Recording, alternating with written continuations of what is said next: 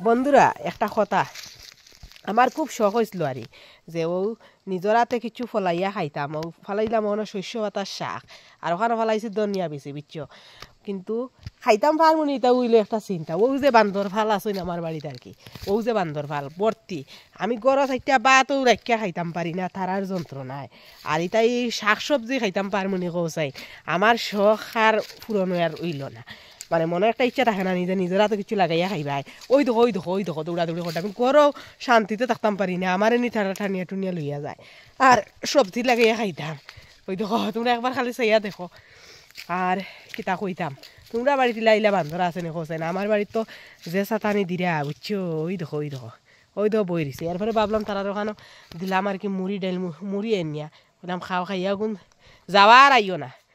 কিতা কইতাম আবার তারা আইও তখন স্নান করি আইসি আইও শান্তি নেই তো সিঁদুরও লাগাইতাম পারছি না তারার যন্ত্রণায় টাটা দেখা হইব তারার লগে একটু দৌড়াদৌড়ি করি একটু পরে দেখা হইব তোমরা লগে আরবার